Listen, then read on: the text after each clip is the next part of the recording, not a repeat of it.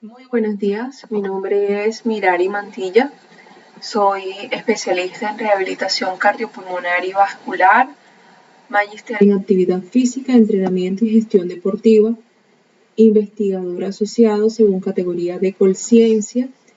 Mi línea de investigación son precisamente los factores de riesgo para el desarrollo de enfermedad cardiovascular. El día de hoy compartiré con ustedes algunas de las recomendaciones que debemos tener en cuenta al momento de la prescripción del ejercicio en factores de riesgo cardiovascular.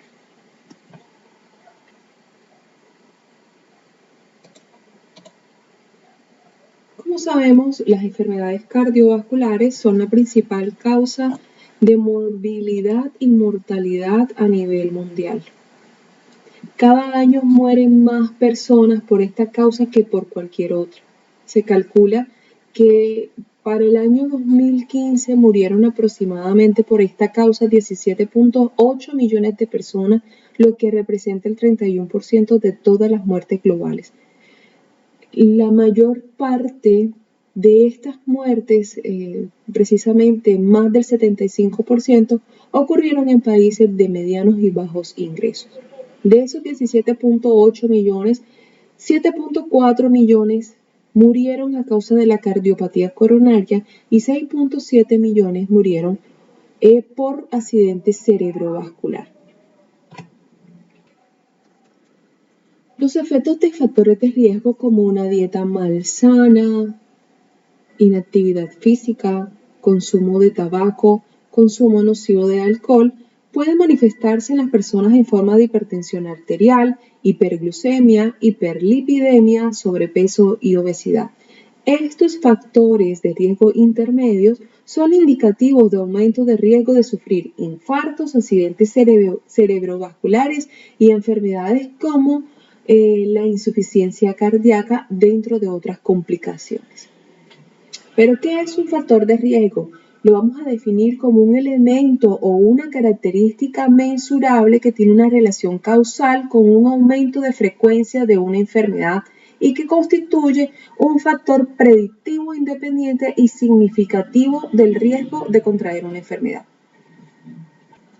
Un factor de riesgo cardiovascular es una característica biológica o un hábito o un estilo de vida que aumenta la probabilidad de padecer, de morir a causa de una enfermedad cardiovascular en aquellos individuos que la presentan. Precisamente, al tratarse de una probabilidad, la ausencia de los factores de riesgo no te excluye de la posibilidad de desarrollar una enfermedad cardiovascular en el futuro. Y la presencia de ellos tampoco implica que necesariamente vas a tener una enfermedad cardiovascular. La mayoría de las enfermedades cardiovasculares pueden prevenirse actuando sobre los factores de riesgo de comportamiento, utilizando estrategias que abarquen a toda la población. Es fundamental la detección precoz y el tratamiento temprano a través de servicios de orientación, programas de nutrición y actividad física, además de tratamientos farmacológicos y psicológicos. Esto es un trabajo multidisciplinario. Dentro de la enfermedad cardiovascular o para que se desarrolle esta, existen diferentes tipos de factores de riesgo. Tenemos los factores de riesgo metabólicos, los de comportamiento, los factores modificables, los factores de riesgo no modificables. Algunas condiciones asociadas a los factores de riesgo metabólicos tenemos la hipertensión arterial, la diabetes, la enfermedad renal crónica, la obesidad, la dislipidemia y la preeclampsia. Factores de riesgo no modificables que no se pueden cambiar, tenemos la edad, el sexo. En los hombres mayores de 60 años aumenta el riesgo para enfermedad cardiovascular y en las mujeres después de la menopausia. Una historia familiar de enfermedad cardiovascular y la etnia también son factores que definitivamente no se pueden cambiar. Dentro de los factores que se pueden cambiar, también conocidos como factores de riesgo conductuales, tenemos el tabaquismo, la inactividad física, los hábitos alimenticios y el consumo excesivo del alcohol. Otros factores de riesgo que actualmente se le ha concedido una gran importancia son los factores psicosociales como el bajo nivel socioeconómico, el aislamiento social, la ansiedad, la depresión, la hostilidad, el estrés laboral, familiar, además de asociarse a un mayor riesgo cardiovascular. Estos riesgos o estos factores empeoran el pronóstico de los pacientes con cardiopatía isquémica ya establecida y dificultan significativamente el control de los factores de riesgo clásicos. Si bien el estilo de vida en forma de dieta saludable y consejos sobre actividad física o ejercicio físico es ampliamente aceptado como piedra angular en el manejo de la prevención de la enfermedad cardiovascular, la mejora de la composición corporal, la disminución de la presión arterial, el perfil lipídico, el control glucémico. Estos, por lo tanto, se clasifican como una intervención de tipo 1A en el tratamiento del riesgo de la enfermedad cardiovascular. Es por ello que antes de comenzar un programa de actividad física, el Colegio Americano de Medicina del Deporte y la Asociación Americana del Corazón recomiendan una evaluación previa para poder identificar esos factores de riesgo cardiovascular. Los exámenes de detección ayudan a mitigar el riesgo de reacciones adversas durante el ejercicio, ya que incluso la actividad física moderada puede desencadenar eventos cardíacos en personas que son mayormente sedentarias. Teniendo en cuenta esto, se recomiendan dos instrumentos para facilitar el proceso de detección de riesgo para los profesionales del fitness. Tenemos el cuestionario que es bastante utilizado, el PAR-Q, seguido del cuestionario de evaluación previa a la participación en instalaciones de fitness. El PAR-Q es breve, de 7 ítems, que utiliza un formato de respuesta sí-no para identificar factores de riesgo personales. En comparación con el cuestionario de evaluación previa a la participación en instalaciones de fitness, es un poco más largo y captura información mucho más detallada sobre los síntomas cardiovasculares. Este tamizaje da como resultado la estratificación de posibles participantes en 3 niveles de riesgo: un nivel bajo, uno moderado y uno alto. Las personas de bajo riesgo son hombres menores de 45 años y mujeres menores de 55 años sin más de un factor de riesgo cardiovascular. La estratificación de riesgo moderada se refiere a hombres mayores de 45 y mujeres mayores de 55 con 2 o más factores de riesgo. Factor o riesgo alto. La categoría de mayor riesgo incluye a cualquier individuo con alguna enfermedad cardiovascular, alguna enfermedad pulmonar o metabólica que presente alguno de los siguientes signos o síntomas: dolor, malestar en el pecho, dolor en el cuello, en la mandíbula, en los brazos, dificultad para respirar en reposo o con esfuerzo, mareo, ortopnea o disnea nocturna paroxística, edema de tobillo, palpitaciones o taquicardia, de pronto claudicación intermitente, una fatiga inusual que no le permite llevar a cabo las actividades de la vida diaria, un soplo cardíaco ya conocido.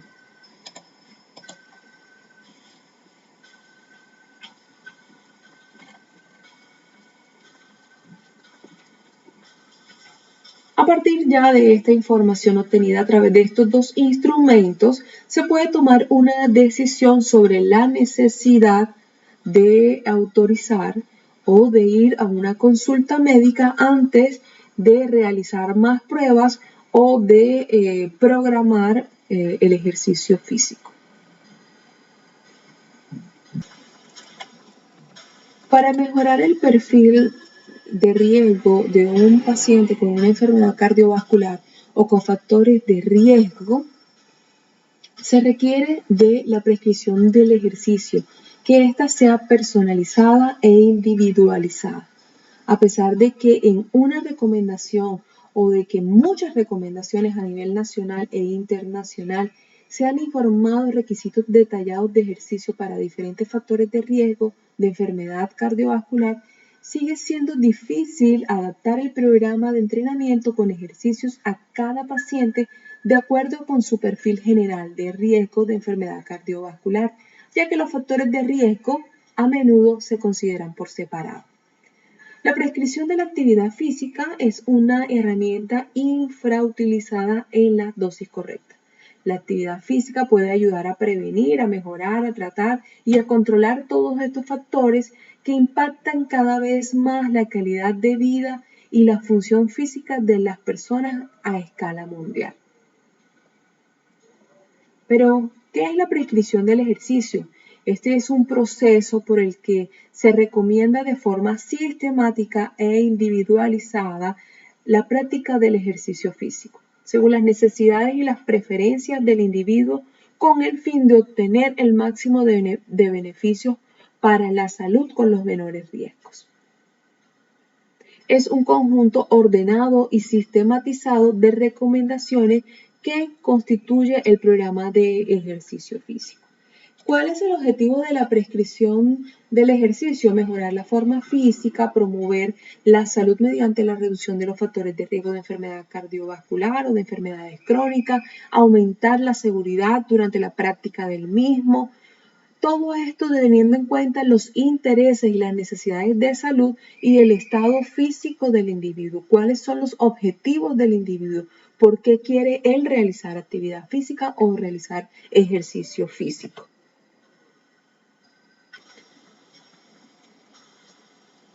La prescripción del ejercicio se basa en 5 principios tipo duración, frecuencia, intensidad y volumen.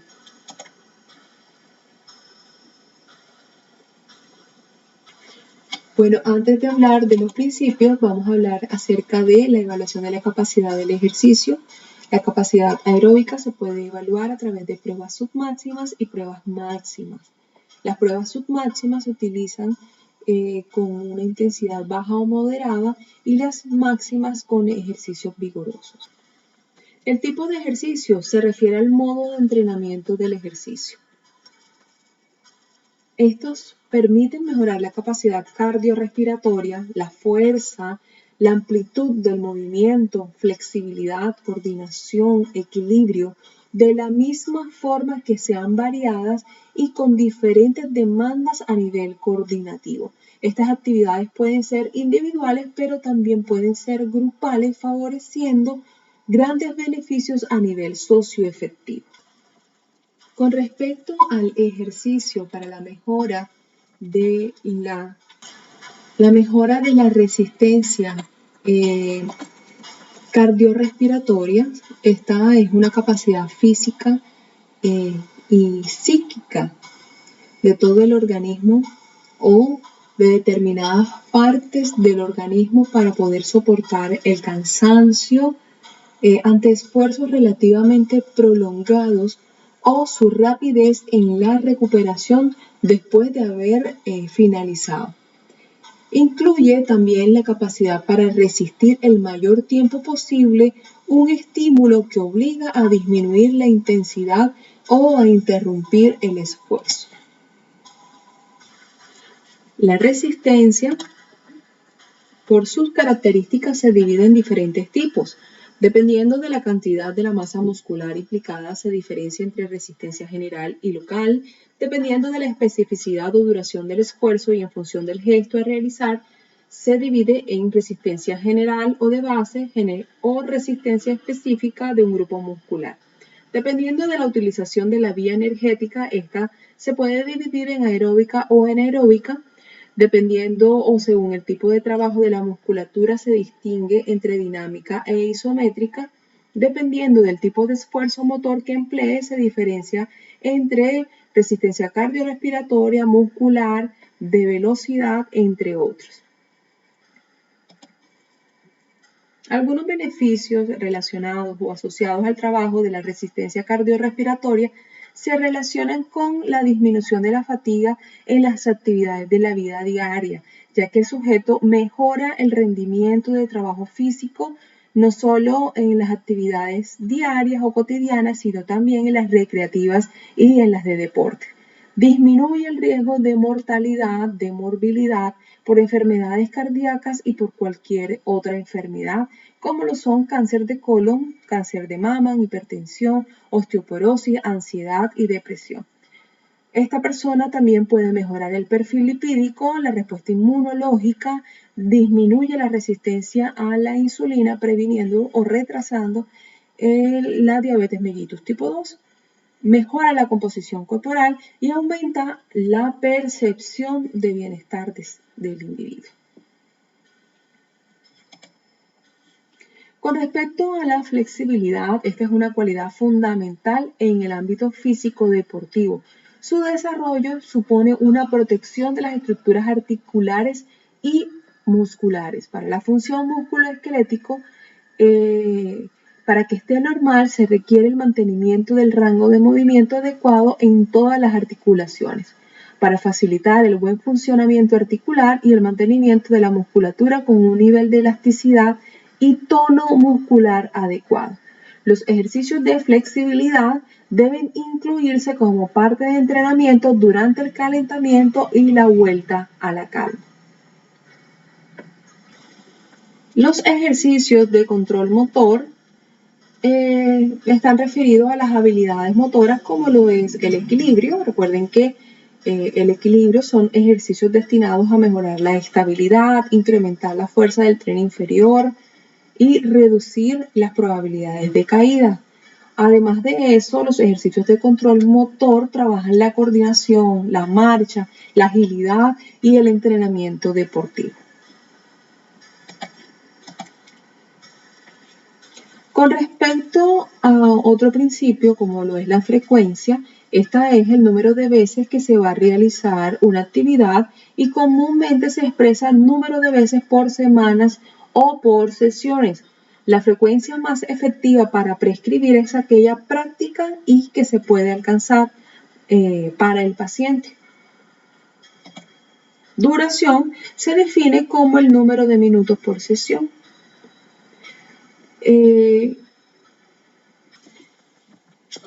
Intensidad se define como el nivel de esfuerzo necesario que el cuerpo necesita para trabajar, para realizar una actividad. Este es un parámetro importante en la prescripción del ejercicio, ya que es el que más está relacionado con los eventos adversos. Puede ser una medida absoluta o una medida relativa.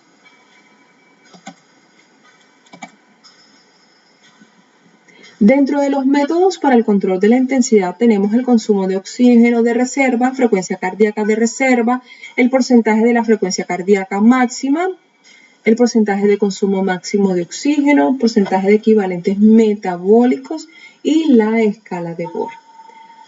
Cada medida tiene pautas sobre qué parámetros denotan ejercicios vigorosos, moderados y de baja intensidad.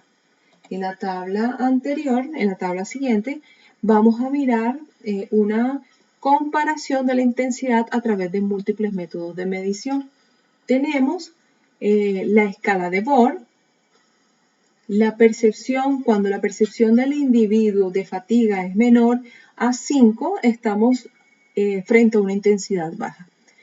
Cuando está entre 5 y 6, una intensidad moderada. Pero si la percepción de fatiga del sujeto es mayor a 7, estamos frente a una intensidad vigorosa. En la frecuencia cardíaca máxima podemos decir que si la frecuencia cardíaca está dentro del rango 50-63, está trabajando una intensidad baja. Si está dentro del 64 a 76, en una intensidad moderada. Y si está entre 77 y 93, está trabajando la intensidad vigorosa. Si los MET están por debajo de 3, es intensidad baja. Si está entre 3 y 6, intensidad moderada. Y si es superior de 6, intensidad vigorosa. El volumen máximo de oxígeno Podemos decir que el sujeto trabaja a intensidad baja cuando se encuentra entre 20 y 39, intensidad moderada cuando se encuentra entre 40 y 50, intensidad vigorosa cuando se encuentra entre 60 y el 84%. El principio final de la prescripción del ejercicio es el volumen. Este se define como la cantidad total de actividad realizada. Engloba la duración o el tiempo, la distancia recorrida, el número de repeticiones del ejercicio. Puede ir referido a una sola sesión o a un ciclo de entrenamiento. Los pacientes con riesgo de enfermedad cardiovascular pueden ser mucho más propensos a desarrollar complicaciones cardiovasculares, metabólicas o ventilatorias durante el ejercicio. Por lo tanto, es importante recomendar que las instalaciones del entrenamiento físico estén específicamente diseñadas y equipadas y que los profesionales estén debidamente capacitados. Iniciamos las recomendaciones de la prescripción del ejercicio en sujetos con sobrepeso y obesidad. La obesidad es un importante problema de salud pública. 1.9 billones de adultos tienen sobrepeso, 340 millones de niños y adolescentes entre 5 y 19 años tienen sobrepeso y obesidad, y 38.3 millones de niños menores de 5 años tienen sobrepeso. Podemos decir que una persona que tiene un índice de masa corporal por encima de 30 tiene una obesidad, o también podemos decir que si tiene una circunferencia por encima de 94 centímetros para hombres o 80 centímetros para mujeres se considera obesa. Esto según los datos de la Federación Mundial del Corazón. La obesidad es un factor de riesgo para desarrollar enfermedades cardiovasculares, diabetes mellitus, osteoartritis, cáncer, obesidad sarcopénica, entre otras. La causa fundamental de la obesidad o del sobrepeso es un gasto calórico inferior a la ingesta calórica. El aumento de trabajo, el aumento de las tecnologías, de los medios de transportes, ha permitido el incremento de la inactividad física. Se ha demostrado que más de un tercio de la población adulta mundial es físicamente inactiva. Los celulares, los computadores, las tabletas, la virtualidad ha permitido que las personas se vuelvan mucho más inactivas, sobre todo en esta época de pandemia en donde tenemos que estar un poco más encerraditos en la casa, salimos menos, caminamos menos, nos movemos menos.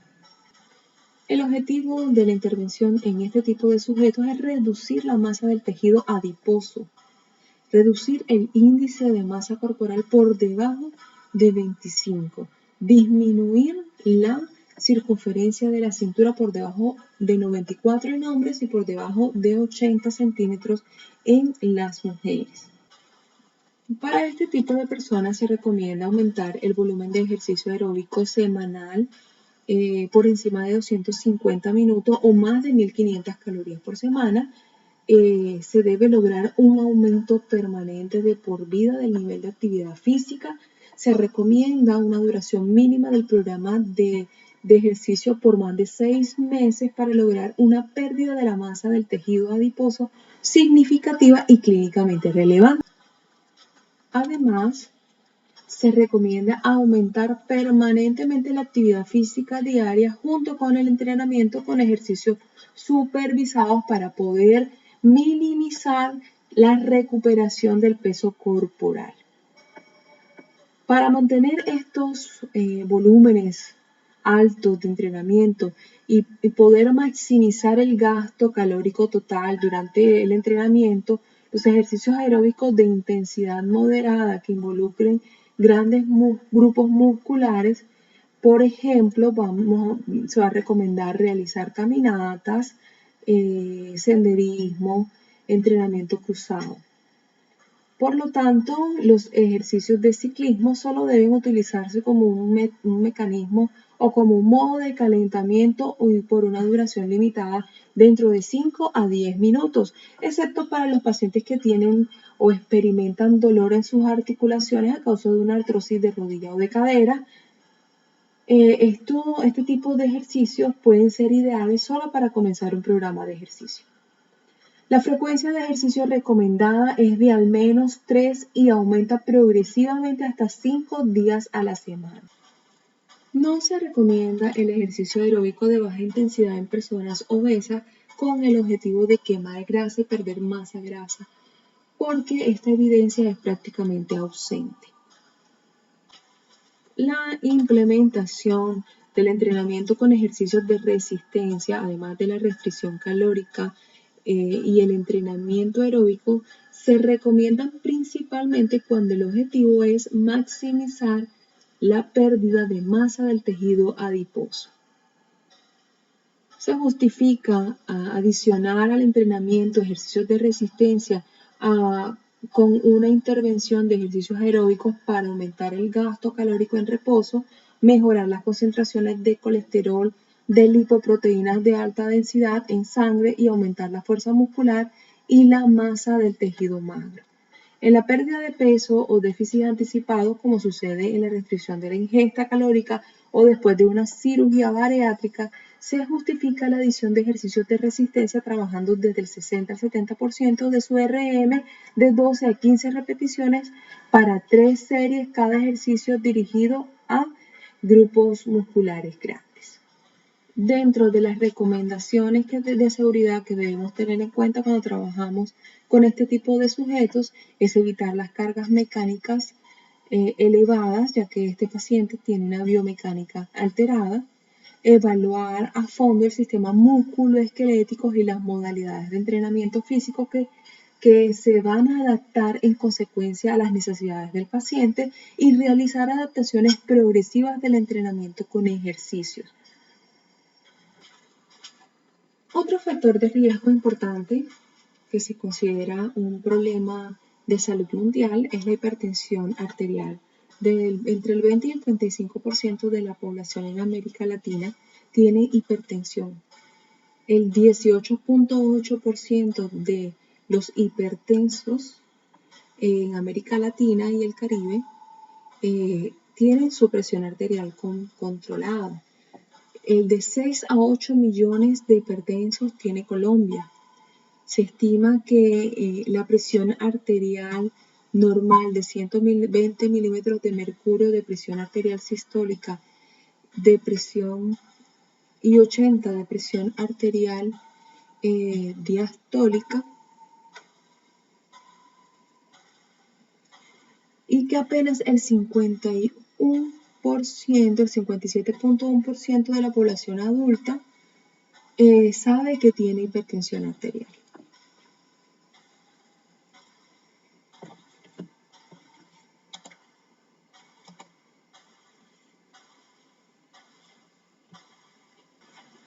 Este factor de riesgo se asocia con la evidencia más sólida de causalidad de sufrir una enfermedad del corazón, un infarto o un accidente cerebrovascular. Las personas hipertensivas que además son obesas, fuman o tienen niveles elevados de colesterol en sangre tienen un riesgo mucho mayor de sufrir una enfermedad de corazón o un accidente cerebrovascular y otras enfermedades cardiovasculares como la insuficiencia cardíaca. Un aumento de 20 milímetros de mercurio en la sistólica y 10 milímetros de mercurio en la diastólica por encima de 115/75 duplica el riesgo de muerte por enfermedad cardiovascular. El objetivo de intervención en este tipo de sujetos es reducir la presión arterial sistólica y diastólica por debajo de 140/90.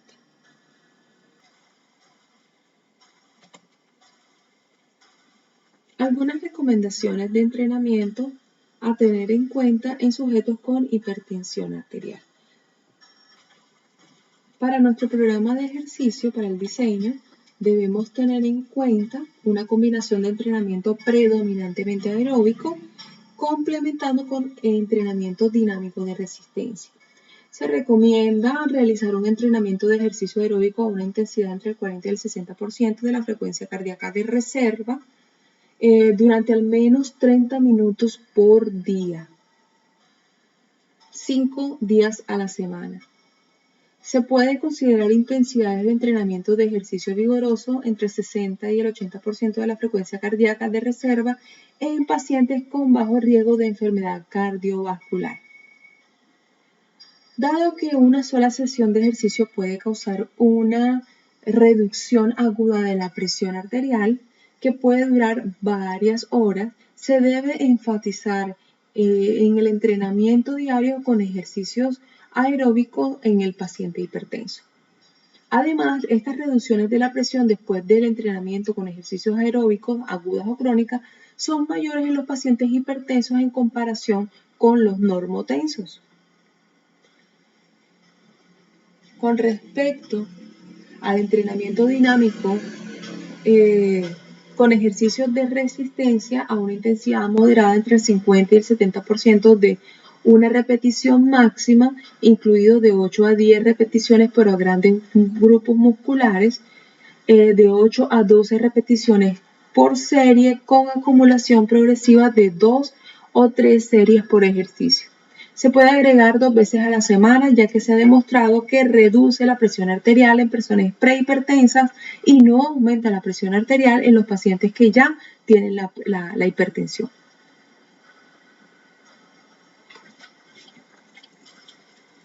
Dentro de las precauciones de seguridad para el entrenamiento con ejercicios en pacientes con hipertensión, se les recomienda un seguimiento regular según la gravedad de la hipertensión arterial y la categoría del riesgo. A estos sujetos vamos a hacerle seguimiento a la presión antes, durante y después del ejercicio y 5 o 10 minutos después de haber terminado su sesión de entrenamiento para poder quedarnos tranquilos de que el sujeto se va con la frecuencia cardíaca de reposo. El levantamiento intensivo de peso pesado que puede parecer dinámico, por ejemplo, algunos movimientos de las extremidades y las articulaciones, a menudo incluyen un trabajo muscular isométrico sustancial que puede tener un efecto presor marcado y debe evitarse porque este obviamente va a subir la presión sistólica y diastólica. Debemos evitar la maniobra de Valsalva. Recuerden que esta se caracteriza por incrementos significativos de la presión intratorácica que conducen a elevaciones mayores de la presión arterial. Si el sujeto no tiene su presión arterial controlada, este no debe iniciar el programa de ejercicio. Debe ir con su médico, debe tener control del medicamento, debe estar controlado su presión arterial para poder iniciar un programa de ejercicio físico.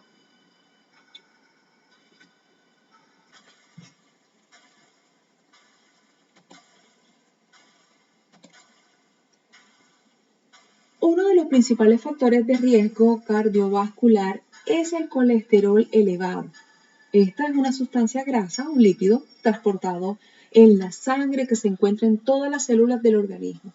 El hígado es el que produce todo el colesterol que se necesita para formar las membranas celulares y producir ciertas hormonas.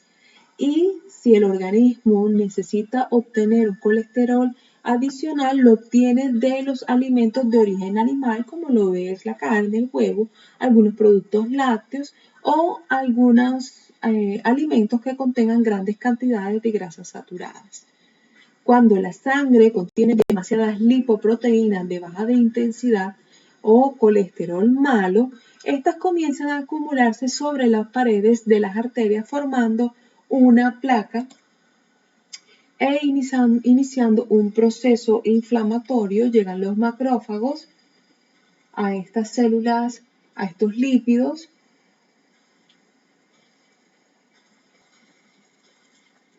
los comen, la célula espumosa va creciendo de tamaño y cuando ellos quieren regresarse ya no pueden. Entonces se forma una placa.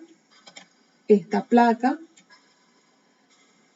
se vuelve fibrosa a través de algunas células del músculo liso. Cuando esta placa se rompe, llegan algunas células sanguíneas para provocar un trombo y evitar esa ruptura de la pared, y ocurre una oclusión arterial. Depende la localización de esa arteria, podemos decir que es un infarto al miocardio o un infarto cerebral que conduce a un accidente cerebrovascular. El objetivo de esta intervención es reducir la concentración de colesterol LDL en sangre por debajo de 100 miligramos decilitros.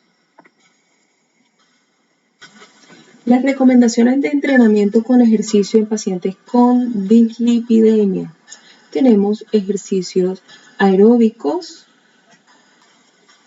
Esto se implementa con mayor frecuencia para mejorar el perfil de lípidos en sangre. En este sentido, dado que el impacto del entrenamiento en intervalos de alta intensidad sobre el perfil de lípidos en sangre no está bien estudiado, lo que quiere decir no es que no produzca beneficios, sino que los estudios realizados son muy pocos para poder decir que tiene un alto nivel de evidencia y un grado de recomendación, por lo que se prefiere el entrenamiento con ejercicio continuo de intensidad moderada. Es importante mantener un gasto calórico por encima de 900 kilocalorías por semana para poder modificar o maximizar esos cambios en el perfil lipídico en la sangre. En este sentido, se aconseja prolongar las sesiones de ejercicio por más de 40 minutos, así como la duración total del programa de entrenamiento por más de 40 semanas. En este sentido, se propone prescribir un entrenamiento con ejercicios de resistencia que aumenten la masa de tejido magro, implementados de 8 a 10 repeticiones de cada serie, al 70 o al 85% de su RM para 3 series por ejercicio. Con este sujeto no es necesario tomar medidas de seguridad.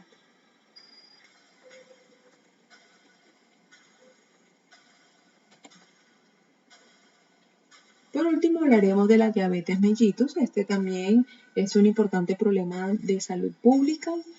Cada día aumentan mucho más los casos de diabetes, 422 millones de adultos con diabetes mellitus, 1.5 millones de muertes provocadas por la diabetes, lo que quiere decir que 1 de cada 11 personas tiene diabetes mellitus tipo 2. Existen 3 tipos de diabetes: la diabetes tipo 1, donde el cuerpo no produce suficiente insulina; la diabetes tipo 2, en donde el cuerpo produce la insulina pero no la utiliza apropiadamente; y la diabetes gestacional, que es una condición temporal durante el embarazo, sin embargo es un factor de riesgo para desarrollar diabetes mellitus tipo 2 después del embarazo.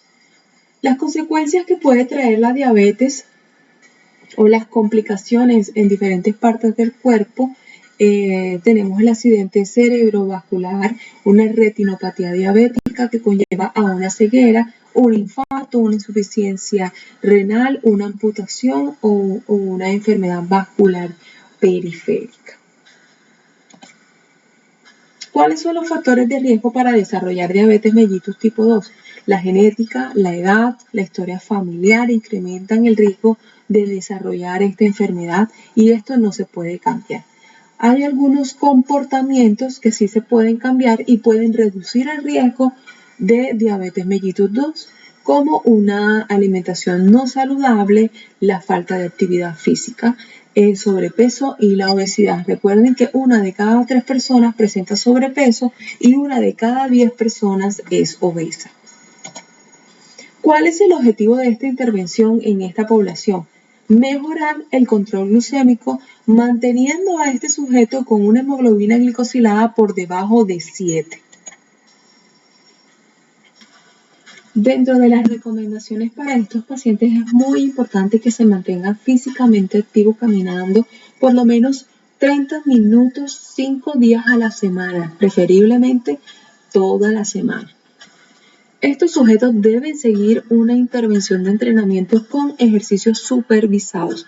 Se debe realizar un volumen de ejercicio por encima de los 150 minutos por semana de ejercicio aeróbico de intensidad moderada o 90 minutos por semana de ejercicio aeróbico de intensidad vigorosa, idealmente un total de 3 a 4 horas por semana. El entrenamiento físico debe ser al menos de 30 minutos 5 días a la semana y el gasto de energía debe estar entre los 1000 y 2000 kilocalorías semanal. El entrenamiento de intervalos de alta intensidad se puede seleccionar en las intervenciones de ejercicios para este tipo de pacientes. No es una intervención inferior, sin embargo se prefiere los ejercicios continuos. La duración del programa de 12 semanas es el mínimo absoluto para poder detectar cambios en la concentración de la hemoglobina glicosilada en sangre, aunque se debe estimar y se debe estimular a que el paciente realice ejercicio físico de manera estructurada y continua durante al menos 6 meses. Se recomienda que los ejercicios de resistencia deben realizarse preferiblemente 3 veces por semana, con todos los grupos musculares de 8 a 12 repeticiones, con del 70 al 80% del máximo de sus repeticiones, o del 25 al 30, del 40 al 55% del máximo de sus repeticiones respectivamente. Se recomienda un aumento progresivo en el número de series y la intensidad del ejercicio de resistencia para las adaptaciones del entrenamiento. ¿Cuáles son las precauciones que debo tener con este sujeto? Estos generalmente son personas mayores, con sedentarismo, con sobrepeso y obesidad y una capacidad de ejercicio reducida, con un mayor riesgo de caída. Por lo tanto, emocionalmente también son personas que se enojan con facilidad, irascibles, que les gusta hacer las cosas ellos solos y que siempre tienen la razón. Por lo tanto, es importante tener también paciencia con estos pacientes. Al comienzo de una intervención de ejercicio se debe realizar mediciones de la concentración de glucosa antes, durante y al final de cada sesión para poder minimizar el riesgo de hipoglucemia o hiperglicemia durante el ejercicio. Este riesgo de hipoglucemia aumenta cuando el sujeto secreta gogos de insulina o se administra inyecciones subcutáneas de insulina. Se debe ajustar las dosis o el horario de estos medicamentos y, si es posible, el sujeto puede ingerir carbohidratos durante el ejercicio para evitar la hipoglucemia. En caso de que el individuo presente un episodio de hipoglucemia durante las últimas 24 horas, debe posponerse el ejercicio porque existe un mayor riesgo de hipoglucemia recurrente. Por otra parte, se debe evitar la deshidratación. Se le recomienda al sujeto que tome agua durante la sesión del ejercicio. El paciente que presenta una nefropatía debe evitar el aumento de la presión arterial por encima de 200 milímetros de mercurio, así como la maniobra de Valsalva. También los pacientes que presentan retinopatía, el ejercicio de alta intensidad por encima del 75% de volumen pico, las actividades de alto impacto como saltos y maniobras de Valsalva deben evitarse al máximo. A estos sujetos debemos hacerle un especial seguimiento a los pies. Estos pacientes desarrollan lesiones o úlceras activas en el pie. Por ello es importante evitar ejercicios con soporte de peso, deben utilizar un calzado adecuado, debemos vigilar la taquicardia en reposo y de pronto una respuesta inapropiada de la frecuencia cardíaca al ejercicio o la intolerancia al ejercicio. Por último, los pacientes con diabetes mellitus tienen un mayor riesgo de enfermedad cardiovascular y de arteria coronaria. En consecuencia, se recomienda que el sistema cardiovascular se examine adecuadamente antes de la intervención con ejercicios que se informe a los pacientes sobre los síntomas cardiovasculares típicos y que la presión arterial se controle bien durante el entrenamiento con ejercicios.